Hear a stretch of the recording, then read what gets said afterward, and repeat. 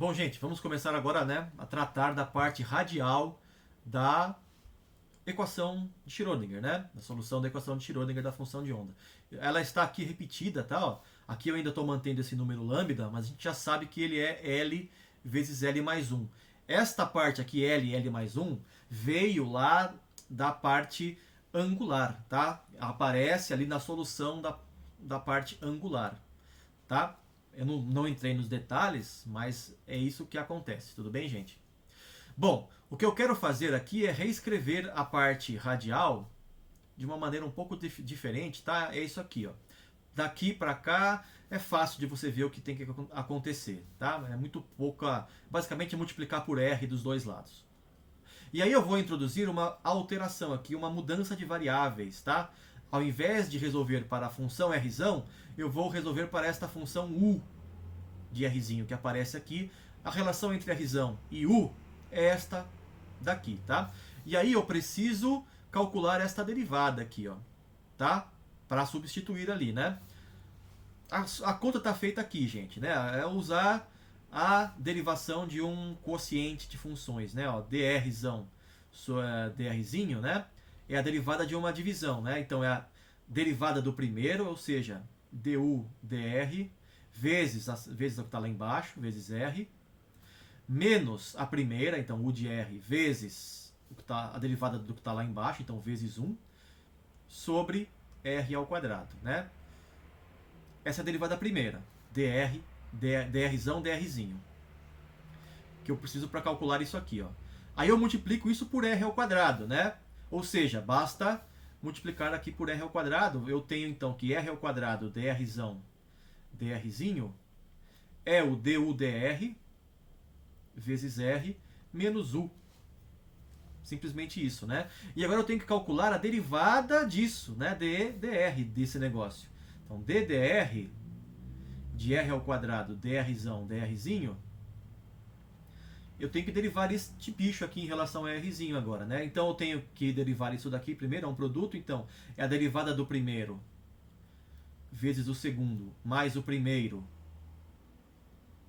vezes a derivada do segundo, né? A derivada do segundo aqui é dr, que é 1, né? Então é 1 aqui. Vezes 1. E aí menos aqui a derivada de u em relação a r. Certo? Bom, aí vocês já percebem que este termo aqui cancela com este, ó. Né? E sobra só essa parte aqui. Essa foi a motivação para esta mudança de variáveis, porque eu simplifico bastante a equação, né? E, tudo bem, gente? Então eu calculei essa derivada aqui, deu simplesmente isto. E aí eu substituo aqui, ó. Tá? Bom, vou fazer isso, ó. Então essa parte em toda aqui, ó, vai me dar o quê? R d2u dr2. Aí eu tenho aqui menos 2m sobre h cortado ao quadrado. Aí eu tenho aqui r ao quadrado, né? Bom, continua ali, né? Não muda nada. R ao quadrado, e aqui eu fico com v de r menos e. E aqui eu fico... Isso tem que estar multiplicado por rzão aqui, ó. Só que o rzão é u sobre r, né? Então eu multiplico isso por u sobre r. Isso tem que ser igual ao L mais 1, U sobre R. Isso está feito aqui, tá, gente? Eu coloquei aqui, ó, U sobre R, U sobre R. E agora, né, se você dividir todo mundo por R, tá? Divide por R todo mundo, para assumir daqui o R, ó, você consegue reescrever esta equação com esta cara, tá? Então, esta aqui é a equação que a gente vai analisar agora. Tá bom? Reparem que esta equação é muito sugestiva, porque ela é idêntica na forma a exit, né? A exit tem essa cara, não é? Ó? Menos h cortado ao quadrado sobre 2m, aparece aqui. Derivada segunda de alguém, aparece aqui, derivada segunda de alguém. Mais alguma coisa, vezes uma função u, vezes uma função qualquer, igual a e vezes a mesma função. Então elas têm a mesma cara, né? A mesma cara matematicamente falando, né? Se você chamar tudo isso daqui de um potencial efetivo de R, você pode escrever esta equação com esta cara aqui, né? Só que você só trocou aqui o x por r, né? Basicamente é a mesma coisa trocando x por r, tá? Então, reparem, né, que a parte radial, né, a solução desta parte aqui, basicamente é a solução da exit. Só que para um potencial modificado, um potencial efetivo, né? O potencial real é este, ó, né? O potencial que depende apenas da distância r. Mas a solução da parte radial aparece aqui um outro termo, né? Por isso um potencial efetivo. Este termo é chamado de termo centrífugo, né? Em analogia à mecânica clássica, né? Esse seria um potencial que apareceria se a gente usasse um referencial não inercial em rotação. Quem fez física clássica comigo no semestre passado viu isso, tá? Tinha um termo lá muito parecido com esse, que vinha de um potencial efetivo de força centrífuga, basicamente, né? Que depende de 1 sobre r ao quadrado. A mesma coisa lá, claro, não vai aparecer h cortado, obviamente isso não, mas ele tinha essa mesma aparência, tá? Por isso em mecânica quântica ele também é chamado de centrífugo, né? Ele tende, na mecânica clássica, a jogar a partícula para longe da origem, por isso o termo centrífugo, tá bom? Tá bom, gente? Então é isso aí, né? A gente sabe resolver esse problema. É um problema unidimensional, que a gente viu desde a primeira aula do curso, né? Então a gente sabe o que fazer. Basta achar os estados estacionários, aquela conversa toda, né? Reparem uma outra coisa aqui, gente, que se o L igual a zero, né? L igual a zero é uma opção para o L.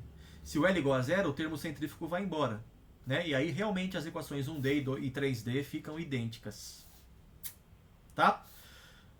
Para finalizar, gente, nós precisamos normalizar a parte radial, né?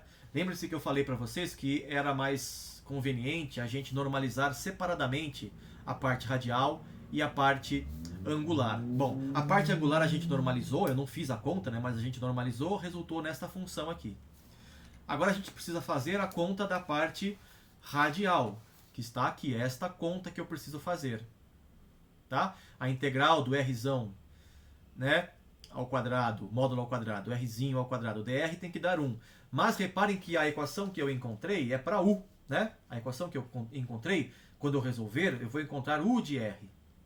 Sendo que eu tenho esta relação aqui, ó, né? Então basta substituir aqui, ó, o R de R é o U sobre R, né? Então, R de R igual a U de R. E, portanto, se eu fizer R ao quadrado, módulo ao quadrado disso aqui, eu vou ter o módulo disso aqui ao quadrado. Lembre-se que R é real, né? Então não precisa ficar dentro do módulo ali, não. Certo? Então basta trocar isso daqui por U, né? Ao quadrado, obviamente, né? Módulo ao quadrado. Certo? Então, para normalizar a parte radial, eu faço esta integral, que é fácil. Essa integral aqui é uma integral, quer dizer, fácil, né? Depende do problema, mas a gente sabe como fazer, é uma integral unidimensional. Se você não conseguir resolver, você bota na matemática. Se você ainda assim não conseguir resolver, faz numericamente. Tudo bem? Então essa daí a gente sabe como encontrar. Não é isso? Bom, gente, e aí a gente monta, né? Encontrado o U de R normalizado, né? Você vai encontrar aqui, resolvendo esta equação, a gente encontra o U de R. Você vai juntar com a equação para a parte angular, que está aqui, né? E resolver finalmente a equação de Schrödinger original, né? Que depende do R, θ e de φ, né? Ou seja, o Rzão de Rzinho e aqui vai ter o Y, né? De θ e de φ. A gente já sabe que aqui depende de M e de L, né? A função de onda também vai depender de M e de L, pelo menos. Pode ser que a parte radial nos forneça mais algum número quântico. Então a gente ainda não terminou de resolver. Mas eu já sei o que tenho que fazer, né? Eu resolvo esta equação, acho o U de R, normalizo aqui, certo? Para encontrar as constantes que eu preciso. Divido por R, ó, para encontrar o Rzão. Né? Tá? Então tá aí, ó. O problema é o seguinte. Eu preciso, para resolver esta equação, preciso saber o potencial.